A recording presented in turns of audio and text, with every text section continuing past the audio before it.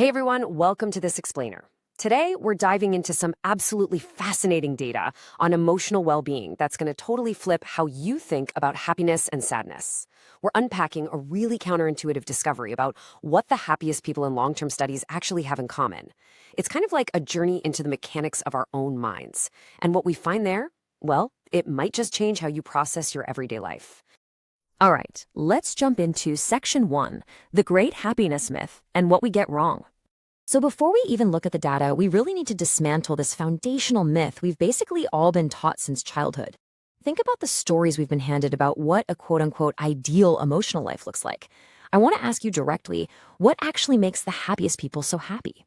I mean, if you had to guess the secret to long-term well-being based on the media, self-help culture, or just chatting with friends, what would your answer be? Take a second. What does our culture really value the most? Well, you'd probably naturally expect the answer to be, constant positivity, or maybe immense daily gratitude. Those are the buzzwords we hear all the time, right? But looking at the long-term data, those just aren't the primary drivers. The real secret to profound, enduring well-being is actually something completely different. It's something you've likely been conditioned to actively avoid your whole life. We literally treat it as a sign of failure instead of a perfectly normal part of being human. See, we generally assume well-being is just a straight line. Less struggle automatically equals more happiness. And hey, it makes logical sense on the surface. We think, if I can just eliminate stress, avoid grief, and dodge disappointment, I'm going to reach this magical plateau of pure joy. But when researchers actually looked at the individuals scoring the absolute highest on long-term well-being metrics, they found a deeply counterintuitive truth. These highly rated, thriving individuals didn't actually experience less sadness. In fact, a lot of them felt sadness way more frequently than the average person. The game changer wasn't the absence of difficult emotions. It was how they handled them when they showed up. Which brings us right to Section 2, the trap of toxic positivity, and the very real cost of forced joy. So, the research makes it super clear that our modern obsession with staying positive at all costs is actually what's holding us back. Think about it. Have you ever been going through something genuinely difficult, like a really tough personal loss or just severe burnout, and you still had to walk into the office and put on that happy face? Just the sheer exhausting effort of maintaining that performance completely drains your actual well-being. The exact tool we're using to try and achieve happiness, forcing a smile, ignoring the pain, is the very thing preventing us from genuinely healing.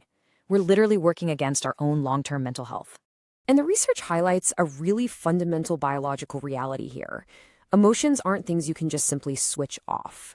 We tend to treat our brains like a control panel, right? Like we can just flip the joy switch on and turn the sadness switch off whenever we feel like it.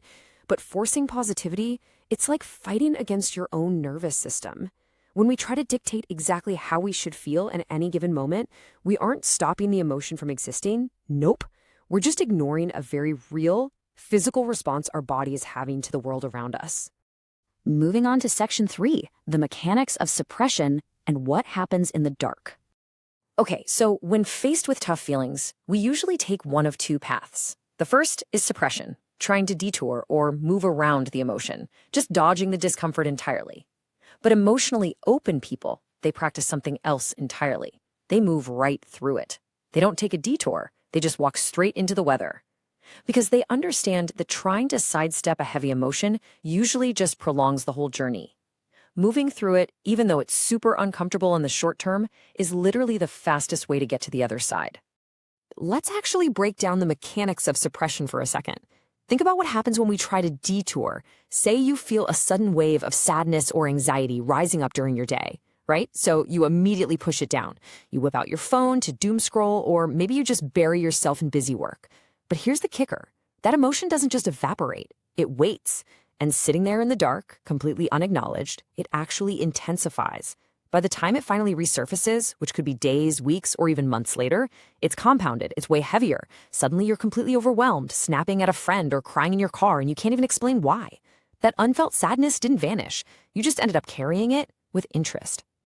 That leads us perfectly into Section 4, the natural emotional cycle and the biology of feeling. To break this habit of suppression, we really have to recognize the beautiful biological simplicity of our emotions. They aren't just these abstract, mysterious clouds floating around in our heads. They operate on a very natural, physical life cycle. First, an emotion rises in the nervous system. It's just a chemical cascade reacting to something. Then it simply asks to be felt, to be acknowledged. And once it's fully processed, it naturally releases. It has a distinct beginning, a messy middle, and an absolute end. It will organically pass if we just let it run its course without interfering. Now, if you actually allow that cycle to happen, the feeling truly passes. You're free of it, and your body resets back to baseline. But if you interrupt that cycle, say by numbing out, drinking, overworking, or just frantically distracting yourself the second you feel uncomfortable, the biological process never gets to finish. You basically hit pause on the emotion right at its absolute peak. You've effectively trapped that chemical and electrical response inside your body, and you're refusing to let it find its natural exit door. And over time, this takes a massive physical toll on us. Those interrupted emotions don't vanish. They linger in the background of your nervous system as this low-grade tension or just chronic fatigue.